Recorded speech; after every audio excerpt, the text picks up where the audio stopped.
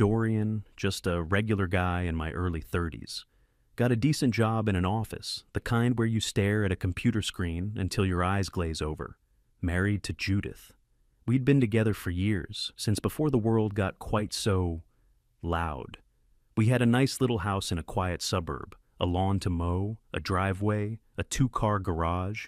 The house was hers. The garage, that was mine. It was my sanctuary, my escape. After a day of corporate nonsense and pointless meetings, that garage was the only place I could decompress. It wasn't anything fancy. Concrete floor, tool chests lining one wall, a workbench I built myself on the other. In the middle of it all was my pride and joy. A 1968 Mustang. It was more rust than car when I first got it, a long-term project. Every night, after dinner, I'd head out there. Put on some old rock music, nothing too loud. Just the simple, honest work of bringing something broken back to life.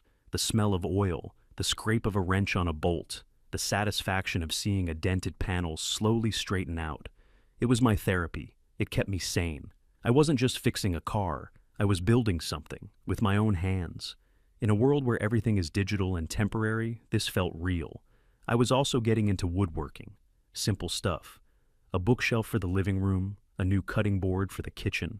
The feeling of turning a rough piece of wood into something smooth and useful was incredible. Judith used to get it. Or at least, she didn't mind. In the early days, she'd sometimes bring me a cold drink while I was working.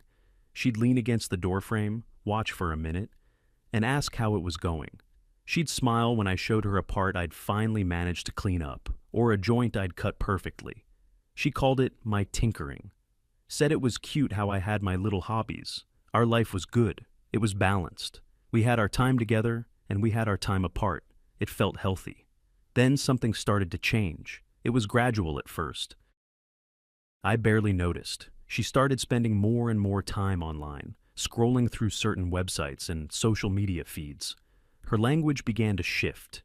New words and phrases started creeping into our conversations. Words like problematic, patriarchal structures, and emotional labor. At first, I thought it was just a phase. Everyone gets passionate about something. I'd just nod along. Yeah, I see.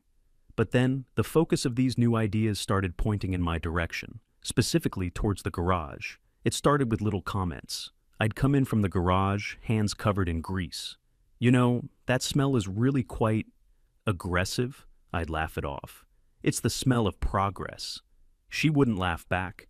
A few weeks later, she came out while I was trying to diagnose an engine issue. She didn't bring a drink this time. She just stood there with her arms crossed. The look on her face was different. Not curiosity, but analysis, like she was studying a specimen. Her friend, one of her new online group friends, had apparently said that a man's obsession with cars is a classic sign of toxic masculinity. It's a way for men to avoid genuine emotional connection by retreating into a safe, non-communicative space. I tried to explain. It's not about avoiding her. It's about having something for myself, a way to clear my head. She just shook her head, like I was a child who couldn't understand a complex adult concept. The message was clear. My explanation was just another symptom of the problem. Soon the garage wasn't just my space anymore. It became a point of contention. Every evening, when I said I was heading out to work on the car, there would be a sigh. A loaded, heavy sigh that hung in the air. Dinner conversations turned into interrogations. Why did I need to do this?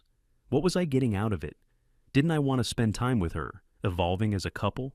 She suggested alternatives. We could take an online pottery class together. We could watch thought-provoking documentaries. We could join a book club that focused on social justice literature. I tried to compromise. I'd spend less time in the garage, maybe just a couple of nights a week. I suggested we find a show we both liked. I offered to help more around the house, even though I already did my fair share. It wasn't enough. Because the problem wasn't the amount of time I was spending. The problem was the hobby itself. It was, in her new worldview, fundamentally flawed. It represented everything she was being taught to fight against. My simple, peaceful hobby of fixing a car was now an act of rebellion against our relationship. One evening, I finished the bookshelf I'd been making. I was really proud of it. Solid oak, sturdy, perfect fit for the space in the living room. I brought it inside, all excited to show her. She looked at it, ran a hand over the surface. "It's very rugged," she said. The word was not a compliment. It's a symbol of how society forces men into these provider roles, making them believe their worth is tied to physical creation. I was floored. It's a bookshelf. I made it because we needed a place to put our books. But in her eyes, it was a piece of patriarchal propaganda sitting in our living room. The intervention, as she later called it, happened a few weeks after that. I came home from work, and she was waiting for me at the kitchen table. She had a whole presentation ready. Not on a screen, but in her speech. It was rehearsed. She told me she had been doing a lot of work on herself and on understanding the dynamics of modern relationships. And she had come to a painful realization. My hobbies were a barrier, a monument to performative masculinity that was preventing us from achieving true intimacy. She said she felt lonely, that while I was out in the garage communing with metal, she was inside bearing the emotional burden of the relationship alone. I tried to argue. I told her I loved her, that my time in the garage had nothing to do with my feelings for her. I said, everyone needs a hobby, something that's just for them. That was a mistake. That's the core of the problem, she said, her voice calm and steady, like a surgeon explaining a necessary amputation. This individualistic mindset, this man cave culture, it's designed to keep men emotionally isolated and women perpetually waiting for them to connect. It's a systemic issue, and it's playing out right here, in our home. She talked for nearly an hour. It was like a flood of buzzwords and theories I couldn't possibly argue against. Every defense I offered was twisted into another example of my unwillingness to do the work. My desire for a personal hobby was a refusal to be vulnerable. My love for mechanics was an adherence to outdated gender roles. My pride in building something was a subconscious need to assert dominance. It was like arguing with a brick wall that had read a lot of angry blogs. Finally, she got to the point. The ultimatum. For us to move forward, for our relationship to heal and grow into a true equal partnership, the garage had to go. Not just the time spent in it, everything. The car had to be sold, the tools, the workbench, all of it. The garage was to be converted into a shared space, a home gym maybe, or a yoga studio, something healthy and collaborative. I just sat there, staring at her. This wasn't a negotiation. It was a list of non-negotiable demands. I felt this cold knot in my stomach. It was a choice between a fundamental part of who I was and the woman I loved. I looked at her, trying to see the person I'd married. She was in there somewhere, behind this new, rigid ideology. I thought about what would happen if I said no, the endless fighting, the resentment, the inevitable end. I was a guy who fixed things. I wanted to fix this. So, in the biggest mistake of my life, I agreed. I told myself it was just stuff, a car, some tools, that Judith was more important, that maybe, just maybe, she was right. Maybe I was missing something. Maybe this would unlock some new level of happiness for us. I was a fool. The next weekend was one of the worst of my life. I put an ad online for the Mustang. Project car, needs work. A guy came to see it a few days later. He was my age. His eyes lit up when he saw it. He saw the potential, the dream. He talked about what he planned to do with it, the engine he wanted to put in. He was me from a few years ago. Selling it to him felt like I was selling a piece of my own soul. I signed the title over with a hand that felt like it was made of lead. As he drove it away on a flatbed trailer, I just stood in the driveway and watched until it was gone. Judith came out and put a hand on my back. "I'm so proud of you," she said. "This is a huge step for us." I didn't say anything. I couldn't. The next step was the tools, my tools. Some were my grandfather's, the old wooden-handled screwdrivers, the heavy, solid wrenches. They had history. I couldn't bring myself to sell them. I packed them all into boxes, every socket, every file, every saw. I wrapped them in old rags and laid them to rest. Then I carried the boxes, one by one, up the rickety ladder to the attic. I pushed them into a dark corner behind old Christmas decorations and forgotten junk. Out of sight, out of mind. Or so the theory goes. The empty garage was an echo chamber. My footsteps sounded loud and hollow. The bare walls seemed to mock me. The oil stains on the floor were like ghosts of a happier time. I closed the door and didn't go back in for a month. So began the new chapter of our lives. The evolved chapter. My evenings were now free, completely, totally free. The first week felt strange. I'd finish dinner, and my body would instinctively want to get up and head for the garage. But there was nowhere to go. So I sat on the couch, next to Judith. She was thrilled. She saw this as a massive victory. "Isn't this nice?" she'd say, snuggling up next to me. Just us, connecting. We connected by watching her shows. Documentaries about topics I had zero interest in. Foreign films with subtitles that I had to struggle to read. Dramas where every character was miserable and talked in circles. She would pause them every 15 minutes to discuss the underlying themes and the social commentary. I would nod and make non-committal sounds. My mind was a million miles away. I'd think about the wiring harness on the Mustang. I'd wonder if the new owner was having trouble with the third to second gear shift. I started to feel sluggish. Without the physical work in the garage, I had no outlet. I put on weight. I always felt tired, even after a full night's sleep. A fog settled over my brain. Judith didn't seem to notice my inner state.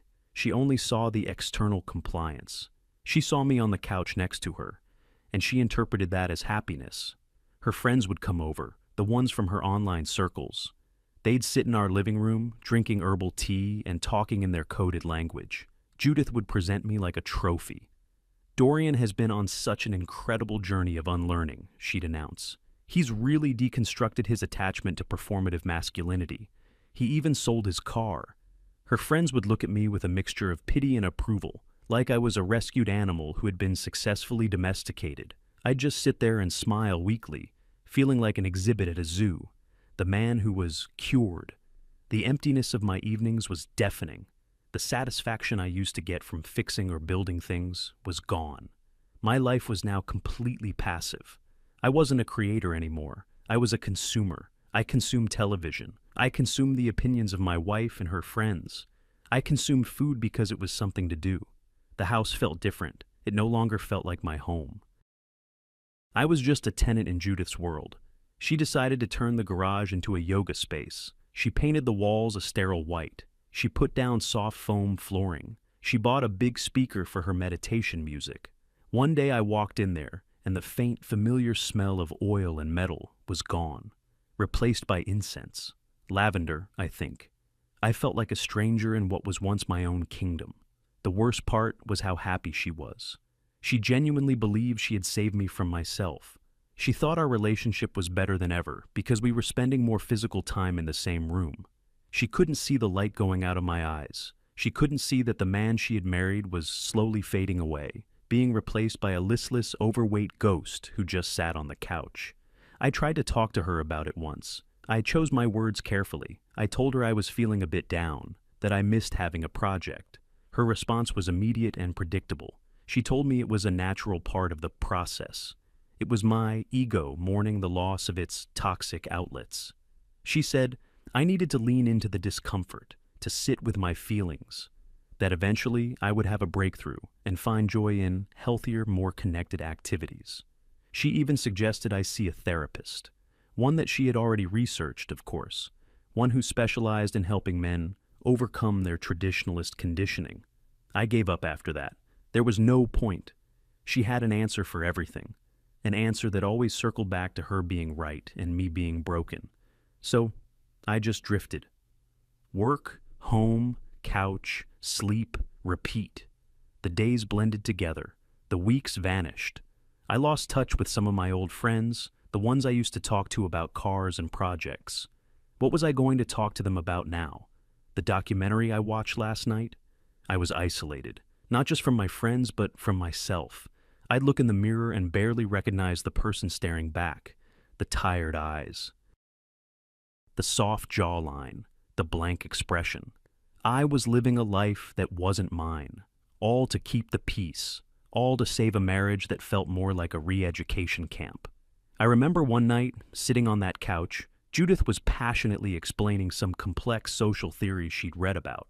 I wasn't listening. I was just staring at the wall, and I had this thought, clear as a bell. I have nothing.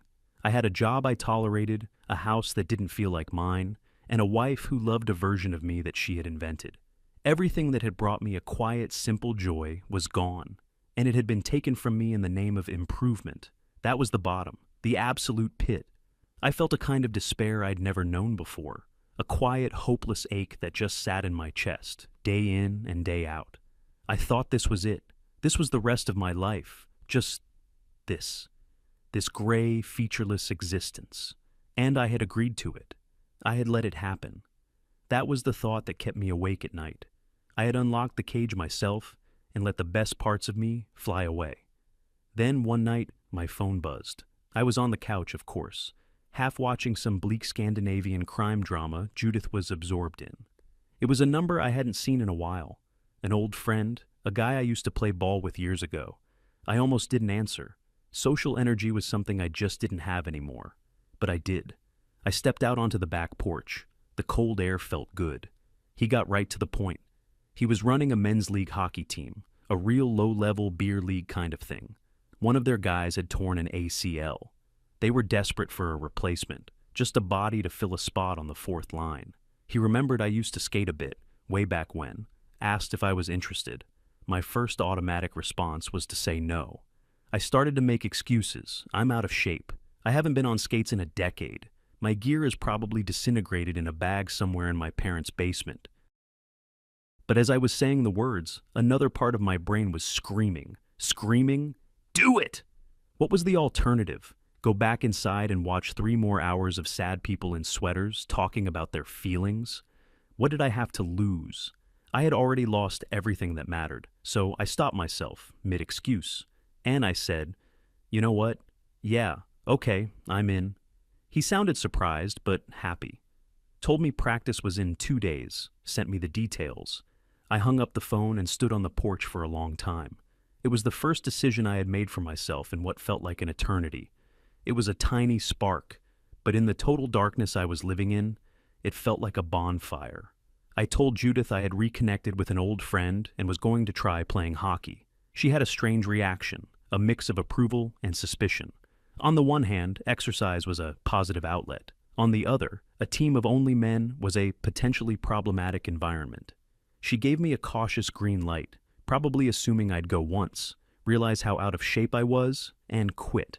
Finding my old gear was an archaeological dig. The bag smelled like a crypt. The skates were dull and tight, but it was all there.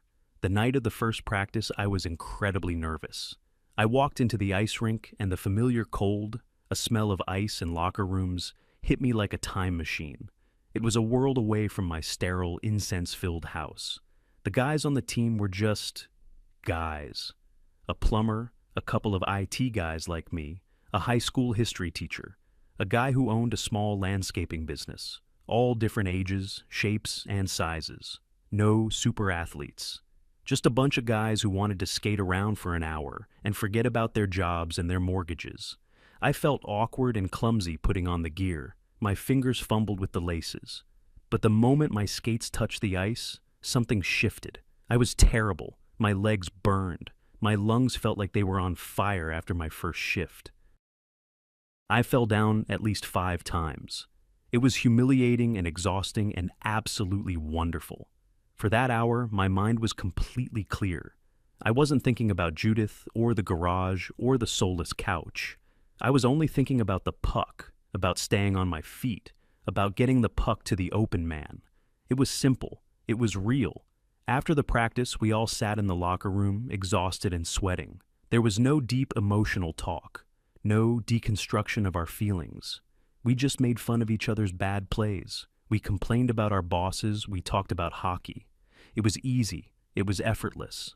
On the drive home, I felt a kind of tired I hadn't felt in months. A good tired, a physical exhaustion that quieted the mental noise. When I got home, Judith was waiting up. She asked me how it was. I told her it was tough, that I was rusty, but that it felt good to move. Just be careful you don't get swept up in the jock culture, she warned.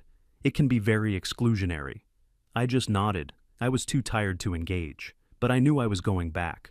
I went to the next practice, and the one after that. I started to get my legs back under me. My skating improved. I wasn't falling as much. I even scored a goal in a scrimmage, a garbage goal, a lucky bounce off my skate, but it felt like winning the lottery. My teammates cheered. They banged their sticks on the ice. It was a feeling of validation I hadn't realized how much I missed. The team became my lifeline. We had a group chat that was constantly active. Memes, game schedules, stupid jokes.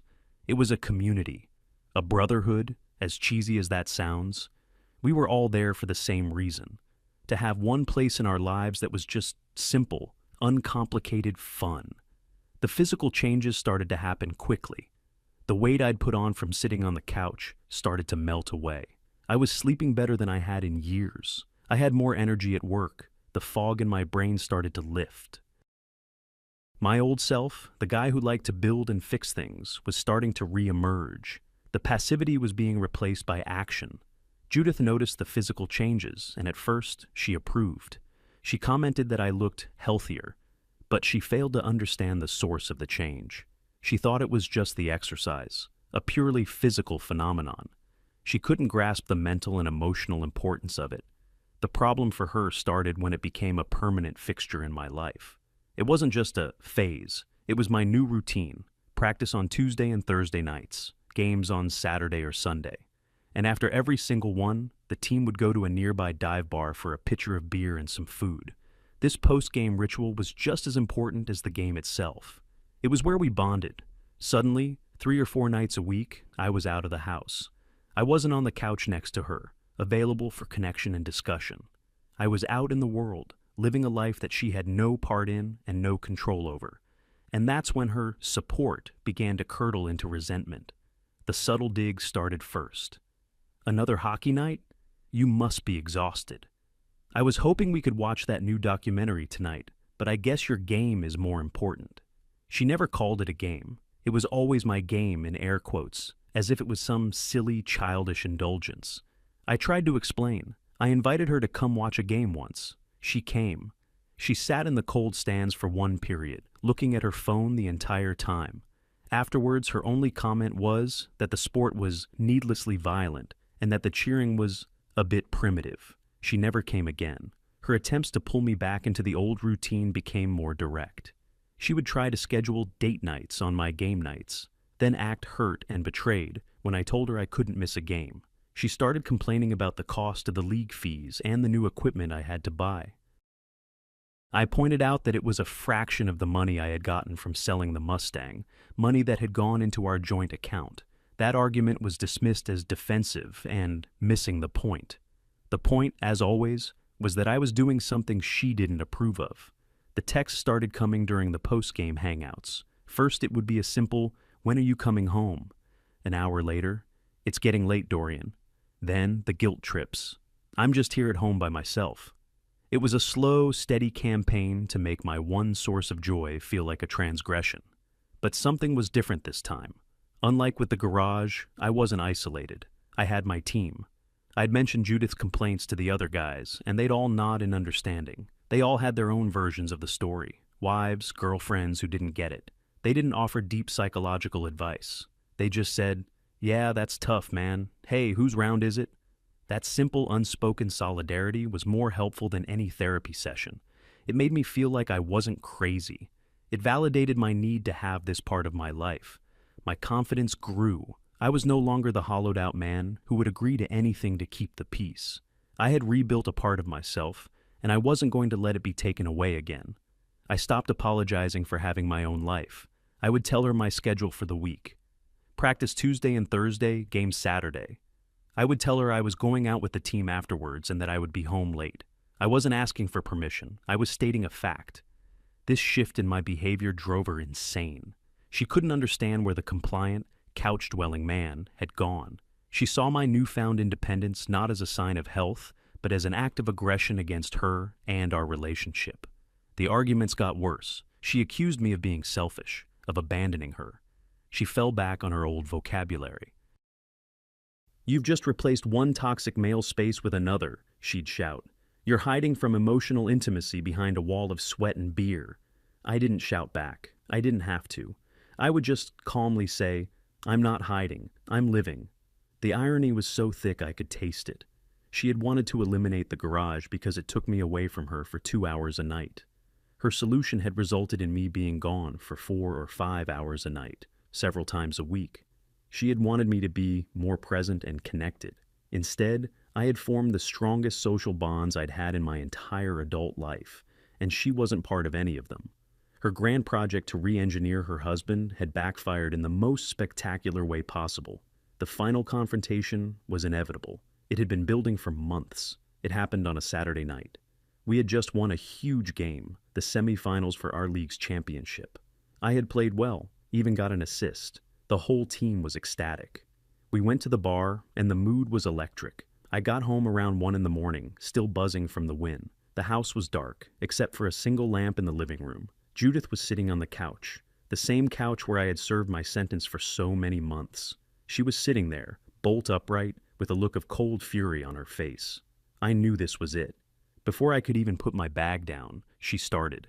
It wasn't a conversation. It was a tirade, an avalanche of all her pent-up frustration and rage. She told me she couldn't live like this anymore, that I was a stranger to her, that I was a liar who had pretended to want to improve our relationship, only to find a new, more effective way to escape it. She threw everything at me. I did all that work for us. I tried to create a healthy, balanced home. I got rid of that shrine to masculinity in the garage so you would have no choice but to be present, to be with me. Her voice was rising, cracking with emotion. And what did you do?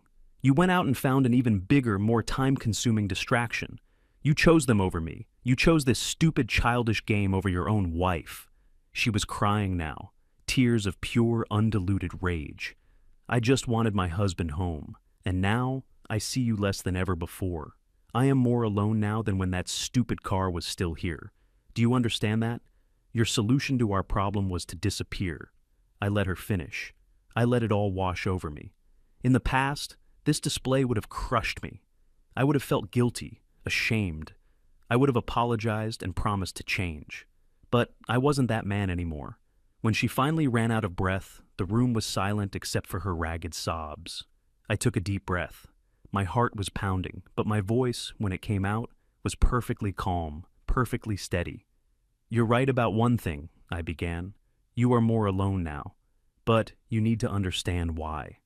I looked around the pristine, impersonal living room. This house, it used to be our home, but you turned it into a project. I became your project. You decided that parts of me were unacceptable, that the things that brought me quiet joy were toxic and had to be eliminated. I pointed in the direction of the garage. You took away my space. You took away my work. You told me that the only acceptable way for me to exist was here, on this couch, consuming the media you approved of and discussing the topics you found important. You didn't want a partner. You wanted a convert. I met her tear-filled eyes. There was no anger in mine, just a profound, sad clarity. I didn't disappear, Judith. I was evicted. You made it perfectly clear that the person I am wasn't welcome in this home. The things that made me feel alive and competent were banned. You took away the joy I found inside this house. I paused, letting the words sink in. So I did the only logical thing. I went and found joy outside of this house. This wasn't a plan to hurt you. It was a plan to save myself. I found a community that accepts me as I am. I found a passion that makes me feel strong and alive. I'm not avoiding you. I'm just not willing to be the hollowed-out version of a man you wanted me to be. I picked up my hockey bag from the floor. The weight of it felt good, solid. You didn't want the me who was happy in the garage, and you don't want the me who is happy on the ice.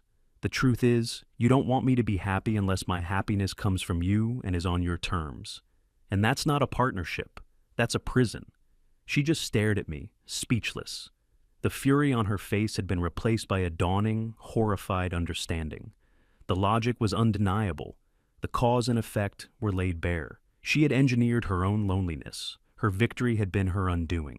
I didn't wait for a response. There was nothing more to say. I turned and walked down the hall to the spare room, which had slowly become my room over the last few months. I closed the door behind me, leaving her alone in the silent living room, alone with the consequences of her work. Alone on the couch that was supposed to be the symbol of our connection, now the monument to our divide. I unzipped my bag, and the familiar smell of the ice rink filled the small room. For the first time in a very long time, I felt truly, completely free.